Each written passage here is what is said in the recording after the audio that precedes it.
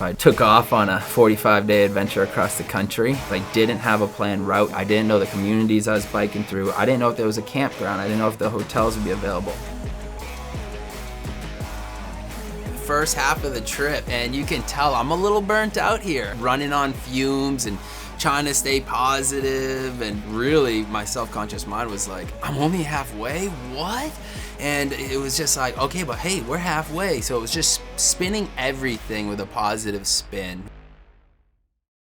Just had a really nice day. Slept on an air mattress in a gymnasium with other cyclists and not alone. And here we are, everyone's rolling out. I just was feeling incredibly blessed of like, all right, if I just, had quit because I was overwhelmed with flat tires, I would never realize how much good there really is out there in the world. Sunrise in Marfa. Met a great group of people last night. Free dinner, free breakfast, coffee. Feeling so blessed. Was stranded at one moment, changing a tire in a barn, to being saved the next. A lot of good out there in the world.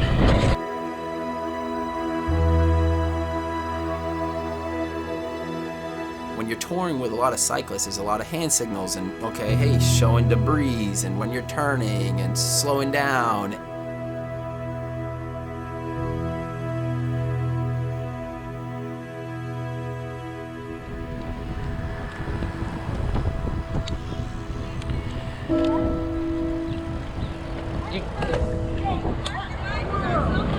You guys just made my day. That was a blast.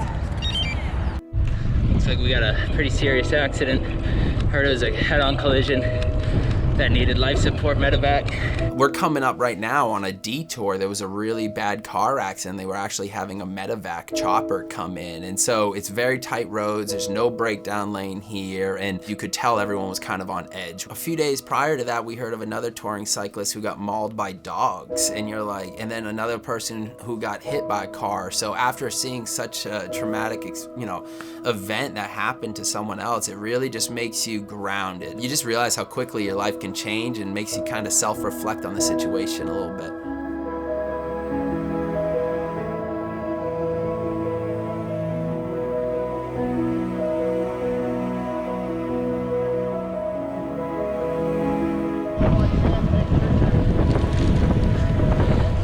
I'm getting a good shot of all you guys right now. It's a good day on the road, everybody. Averaging 17 miles per hour.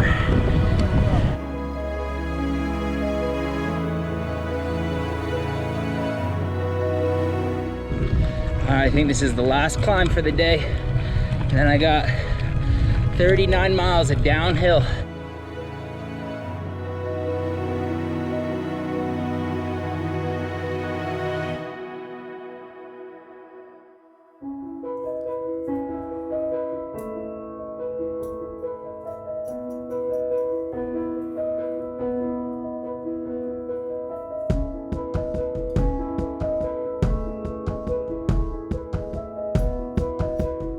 Who's at camp? 2 cyclists from Germany.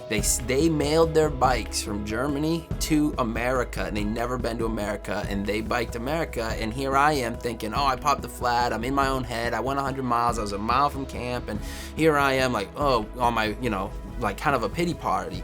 And then here we are, I meet these 2 guys, barely speak English, and they just gave me such positivity because they were on such a tight budget for dinner that night. The kid had Pringles and like a can of tuna. They were just, 2 young guys doing the best they could to just enjoy an adventure. And so now I went from being with professional cyclists to now 2, I think, 18 to 22-year-olds, and they were nickel and diamond. I mean, the back bag's in a trash bag, and they didn't care because they were in America and they were biking America. We had 2 great nights of camping together. It was really cool.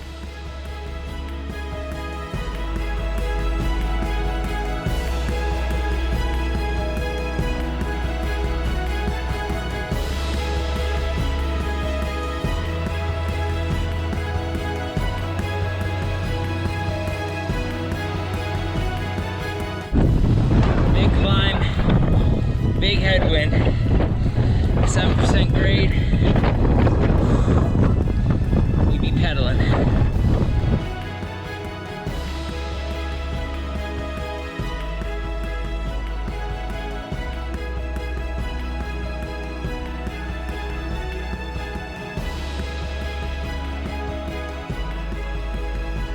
I had to be literally signaling people this, passing by me in the middle of the desert to give me water.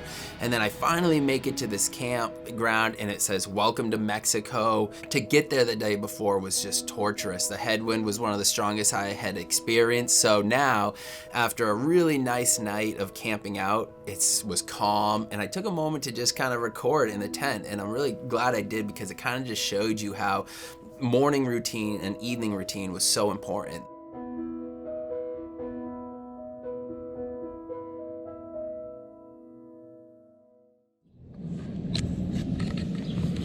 We made it another night. Today is the 2nd of April, the 15-year mark me and Kristen have been together for. I'm in some state park in Texas, so close to the border of Mexico. I literally got a text saying, "Welcome to Mexico. Data may be roaming. I have no service off the grid." Yes, it was a rough one. Strong headwinds, but I don't hear much wind out there. And you gotta see this big place. So this is my camp.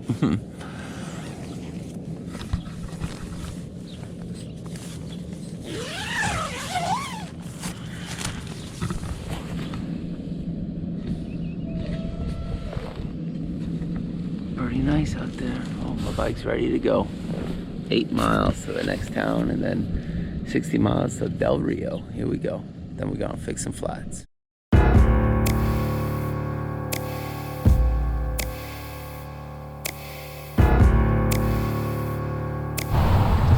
About to bike onto an Air Force base.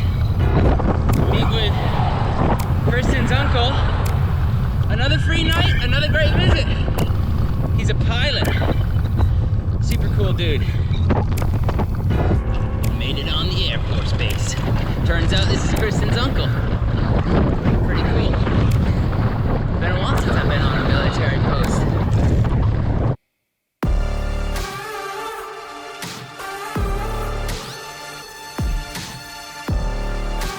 First gloomy day, heading over to those mountains. Done 26 miles today with a headwind coming from the southeast. But in 4 miles, I'm going to be turning north, and we should have a tailwind. So we started to gauge the wind a lot. Once we made it to Texas, the wind really stepped up. So every morning I was checking southwest winds and I was reading the wind radars a lot. And so now I'm forecasting, all right, I'm gonna fight headwinds till noon, and then I'm gonna have a tailwind in the afternoon.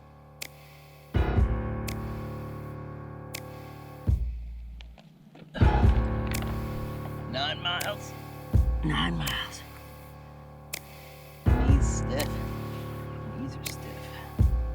So, hopped off the bike, made up a little electrolyte Gatorade beverage. Doing a little stretching. Had 2 Oreos, got a little sugar. Gonna hit the last 8.2 miles strong. Maybe 30% of it's the actual pedal time of actually pedaling. It's the planning your route, it's checking your equipment, it's staying hydrated, cleaning your gear, charging your gear, and focusing on your body itself. Tomorrow is our halfway mark. I didn't start the formal route. Did about 400 more. Loud cars, here we go.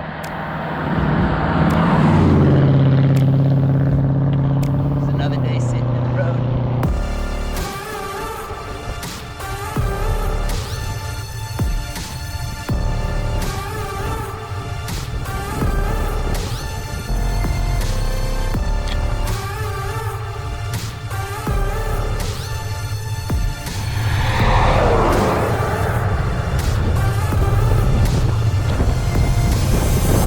Or today when it started to rain for the first time, I really stepped back and I went,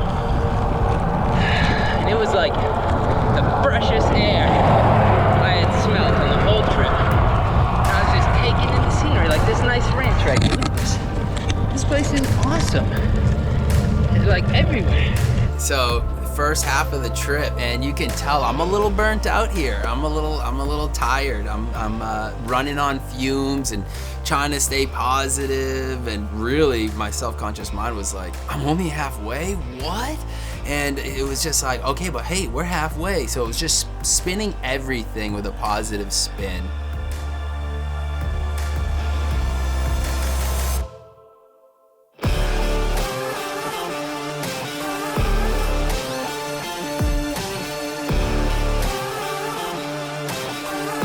The pounds were falling off at this point. We're about halfway, and I want to say we were down 15 pounds or so at this point. And you know, my nose is brown. I'm starting to get these really awkward tan lines. My legs are starting to become the size of tree trunks, you know. And apparently my campground's down this road. No cell service. Not gonna be able to let the family know I'm safe tonight. Maybe they'll have Wi-Fi. Middle of nowhere today. When I started the trip, it was like, wow, this guy's gonna try to bike America, right? It was like, can he actually do it? Like he was in the army, sure, and now he wants to bike America, like kind of just reliving the life of Forrest Gump. You know, there was a lot of people questioning it. And once I hit that halfway mark, I think everyone was like, this guy's got a goal and he's gonna do it. Well, we made it to camp. I'm gonna put my tent right on that fluffy patch of grass. It's so easy to set a goal of biking America or walking America or any sort of adventure like that, and you can have all the confidence and all the preparations and all the means in the world, right? But then once you start, you know, I knew a guy on the road trip who fell and twisted an ankle and, you know, could have fractured his ankle or whatever it was and had to go home and recover. And, you know, we're halfway, but that doesn't mean we're there yet. We got to keep on pushing on and staying open-minded to the whole process. I'm gonna take a nap right now because it gets dark in 3 hours and the sun's pretty hot, so it just kind of heats my tent up. And it takes me 2 minutes to set up, so nap time on the table right now. You know what they say, professional cyclists don't stand when they can sit, and they don't sit when they can lay. Cheers.